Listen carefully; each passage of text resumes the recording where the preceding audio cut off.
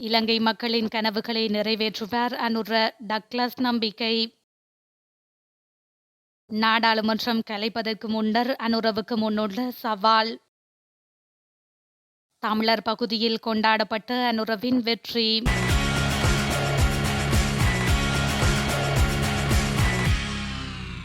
புதிய ஜனாதிபதி அனுரகுமார திசாநாயக்க அனைத்து மக்களினதும் கனவுகளை ஈடேற்றுவார் என்பதை எதிர்பார்க்கின்றோம் என ஈழ மக்கள் ஜனநாயக கட்சியின் செயலாளர் நாயகம் டக்ளஸ் தேவானந்தா தெரிவித்துள்ளார். இலங்கையின் புதிய ஜனாதிபதி தெரிவு செய்யப்பட்டதை அடுத்து ஊடகங்களுக்கு விடுத்துள்ள அறிக்கையில் அவர் இவ்வாறு குறிப்பிட்டுள்ளார். மேலும் அந்த அறிக்கையில் குறிப்பிடப்பட்டுள்ளதாவது: தமிழ் பேசும் மக்களின் அபிலாஷைகளையும் நாட்டின் பொருளாதார நிலைமைகளையும் மனதில் நிறுத்தி கடந்த ஜனாதிபதி தேர்தலில் நாம் தீர்க்கமான முடிவொன்றை எடுத்து செயலாற்றியிருந்தோம். ஆனாலும் எமது நம்பிக்கைகளுக்கு மாற்றாக இலங்கை தீவில் வாழ்கின்ற மக்களில் கணிசமானவர்கள் ஆட்சி மாற்றம் ஒன்றையே தமது விருப்பமாக வெளிப்படுத்தியுள்ளனர். மாற்றத்தை விரும்பி வாக்களித்த மக்களின் மனவிருப்பங்களுக்கு நாம் மதிப்பளிக்கின்றோம் என்று அவர் மேலும் தெரிவித்துள்ளார். ஜனாதிபதி தேர்தலில் வெற்றி பெற்ற நாடாளுமன்ற உறுப்பினர் அனுரகுமார திசாநாயக்க நாடாளுமன்றத்தை கலைப்பதற்கு முன்னர் பிரதமரும் அமைச்சரவையும் நியமிக்கப்பட வேண்டும் என குறிப்பிட்டுள்ள நாடாளுமன்றத்தின் செயலாளர் நாயகம் குஷானி ரோகனதீர குறைவாக அமைச்சர்கள் நியமிக்கப்படுவதில் எந்த பிரச்சனையும் இல்லை என தெரிவித்துள்ளார். கொழும்பு ஊடகம் ஒன்றுக்கு இது தொடர்பில் கருத்து தெரிவித்த அவர், நாடாளுமன்றம் தெரிவு செய்யப்பட்டு 4.5 வருடங்களின் பின்னர் எந்த நேரத்திலும் கலைக்கப்படலாம். அதாவது திசாநாயக்க ஜனாதிபதியாக பதவி பிரமாணம் செய்தவுடன் கூட கலைக்கப்படலாம். நாடாளுமன்றம் எப்போது வேண்டுமானாலும் கலைக்கப்படலாம். ஆனால் அடுத்த நாடாளுமன்றம் தேர்ந்தெடுக்கப்படும் வரை அரசாங்கத்தின் விவகாரங்கள் தொடர வேண்டும். அதற்கு பிரதமர் மற்றும் தற்காலிக அமைச்சரவை நியமனம் நாடாளுமன்றம் கலைக்கப்படுவதற்கு முன்னர் செய்யப்பட வேண்டும்.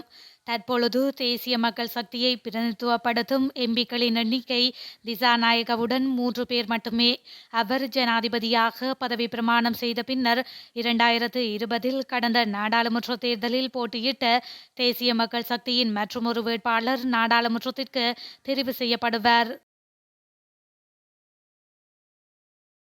புதிய பாதுகாப்பு செயலாளராக ஏர் வைஸ் மார்ஷல் சம்பத் துயகொண்டா ஜனாதிபதி அனுரகுமார திசாநாயக்கவினால் நியமிக்கப்பட்டுள்ளார். துயகொண்டா 33 வருடங்களுக்கு மேலான சேவையை முடித்து 2021 நவம்பர் 26 அன்று இலங்கை விமானப்படையிலிருந்து ஓய்வு பெற்றார். 1966 ஆண்டு நவம்பர் மாதம் 26ஆம் தேதி கொழும்பில் பிறந்த துயகொண்டா கொழும்பு தர்ஸ்டன் கல்லூரியின் பழைய மாணவராவார். தேசிய மக்கள் சக்தியில் இணைந்ததற்காக ஓய்வு பெற்ற ஏர் வைஸ் மார்ஷல் சம்பத் துயகொண்டாவை முந்தைய அரசாங்கம் கருப்பு பட்டியலில் சேர்த்தது. இதேவேளை பொதுமக்கள் பாதுகாப்பு அமைச்சின் செயலாளராக முன்னாள் சிரேஷ்ட பிரதி காவல்துறை மாதிபர் ரவி செனவிரத்ன நியமிக்கப்பட்டுள்ளார். அவர் தேசிய மக்கள் சக்தியின் ஓய்வு பெற்ற காவல்துறை கூட்டுக்கு தலைமை தாங்கியவர் என்பதும் குறிப்பிடத்தக்கது. ஜனாதிபதி அனுரகுமார திசாநாயக்கவிற்கு அவரது ஆதரவாளர்கள் பலர் காளிமுகத்திடல் பகுதியில் திரண்டு தமது ஆதரவை வெளிப்படுத்தியுள்ளனர். இலங்கையில் 9வது நிறைவேற்று அதிகாரம் கொண்ட ஜனாதிபதியை தெரிவு செய்வதற்கான தேர்தலானது கடந்த 21ஆம் தேதி நடைபெற்றது. நடந்து முடிந்த ஜனாதிபதி தேர்தலில் தேசிய மக்கள் சக்தியின் தலைவர் அனுரகுமார திசாநாயக்க வெற்றி பெற்ற நிலையில் இன்று ஜனாதிபதி செயலகத்தில் பிரதம நீதியரசர் ஜயந்த ஜெயசூரிய முன்னிலையில் பதவி பிரமாணம் செய்து கொண்டார். இந்த நிலையில் வெற்றி பெற்ற அனுரகுமார திசாநாயக்கவின் ஆதரவாளர்கள் பலர் காளிமுகத்திடல் பகுதியில் திரண்டு தமது ஆதரவை வெளிப்படுத்தியுள்ளனர். ஜனாதிபதி அனுரகுமார திசாநாயக்கவின் செயலாளராக சனத் நந்திக குமாநாயக்க நியமிக்கப்பட்டுள்ளார். சனத் நந்திக குமாநாயக்க களனி பல்கலைக்கழகத்தின் பட்டதாரி ஆவார். கடந்த பொது தேர்தலில் கொழும்பு மாவட்டத்தில் தேசிய மக்கள் சக்தியின் சார்பில் போட்டியிட்டு வெற்றி பெற்ற கட்சியின் தலைவர் அனுரகுமார திசாநாயக்க தற்பொழுது இலங்கையின் 9வது நிறைவேற்று அதிகாரம் கொண்ட ஜனாதிபதியாக தெரிவு செய்யப்பட்டுள்ளார். இதனையடுத்து காலியான அவரது நாடாளுமன்ற உறுப்பினர் பதவிக்கு தேசிய மக்கள் சக்தியின் லக்ஷ்மன் நிபுண ஆராய்ச்சி தெரிவு செய்யப்பட உள்ளார். கடந்த பொது தேர்தலில் கொழும்பு மாவட்டத்தில் தேசிய மக்கள் சக்தியின் சார்பில் போட்டியிட்டு இரண்டாவது இடத்தை பிடித்திருந்த லக்ஷ்மன் நிபுண ஆராய்ச்சி அந்த வெற்றிடத்திற்கு நியமிக்கப்பட உள்ளார். அதன் அடிப்படையில் இந்த வாரத்திற்குள் அவர் தேசிய மக்கள் சக்தியின் புதிய நாடாளுமன்ற உறுப்பினராக பதவி பிரமாணம் செய்து கொள்ளும் வாய்ப்புள்ளதாக தெரியவந்துள்ளது. இலங்கையின் புதிய ஜனாதிபதி அனுரகுமார திசாநாயக்க முப்படை தளபதிகளுடன் விசேட பேச்சுவார்த்தையில் ஈடுபட்டுள்ளார். நாட்டின் 9வது நிறைவேற்று அதிகாரமுடைய ஜனாதிபதியாக அனுரகுமார திசாநாயக்க இன்று காலை பொறுப்பேற்றுக் கொண்டார். இதனைத் தொடர்ந்து முப்படைகளின் தளபதிகளை சந்தித்துள்ள புதிய ஜனாதிபதி அனுரகுமார திசாநாயக்க நாட்டின் சட்ட ஒழுங்கை பேணி பாதுகாப்பது தொடர்பில் அவர்களுடன் விசேட கலந்துரையாடலில் ஈடுபட்டுள்ளார். வவுனியா தேசிய மக்கள் சக்தியின் தலைவர் அனுரகுமார திசாநாயக்க இன்றைய தினம் ஜனாதிபதியாக பதவியேற்றமையை அடுத்து வவுனியாவில் அக்கட்சி ஆதரவாளர்கள் வெற்றி கொண்டாட்டத்தில் ஈடுபட்டனர். குறித்த சம்பவமானது வவுனியா இரட்டை பெரிய குளத்தில் இடம்பெற்றிருந்தது. இதன்போது பொதுமக்களுக்கு பாட்சோறு வழங்கி வைத்திருந்தமையும் குறிப்பிடத்தக்கது.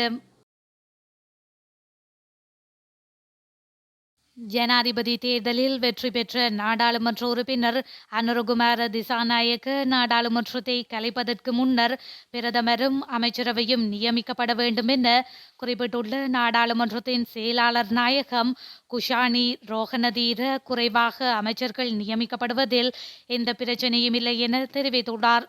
கொழும்பு ஊடகம் ஒன்றுக்கு இது தொடர்பில் கருத்து தெரிவித்த அவர், நாடாளுமன்றம் தெரிவு செய்யப்பட்டு 4.5 வருடங்களின் பின்னர் எந்த நேரத்திலும் கலைக்கப்படலாம். அதாவது திசாநாயக்க ஜனாதிபதியாக பதவி பிரமாணம் செய்தவுடன் கூட கலைக்கப்படலாம். நாடாளுமன்றம் எப்போது வேண்டுமானாலும் கலைக்கப்படலாம். ஆனால் அடுத்த நாடாளுமன்றம் தேர்ந்தெடுக்கப்படும் வரை அரசாங்கத்தின் விவகாரங்கள் தொடர வேண்டும். அதற்கு பிரதமர் மற்றும் தற்காலிக அமைச்சரவை நியமனம் நாடாளுமன்றம் கலைக்கப்படுவதற்கு முன்னர் செய்யப்பட வேண்டும். தற்பொழுது தேசிய மக்கள் சக்தியை பிரதிநிதித்துவப்படுத்தும் எம்பிக்களின் எண்ணிக்கை திசாநாயகவுடன் 3 பேர் மட்டுமே.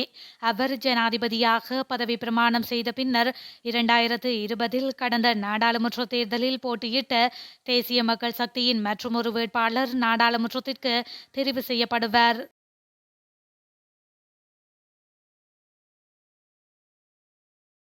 புதிய ஜனாதிபதி அனுரகுமார திசாநாயக்க அனைத்து மக்களினதும் கனவுகளை ஈடேற்றுவார் என்பதை எதிர்பார்க்கின்றோம் என ஈழ மக்கள் ஜனநாயக கட்சியின் செயலாளர் நாயகம் டக்ளஸ் தேவானந்தா தெரிவித்துள்ளார்.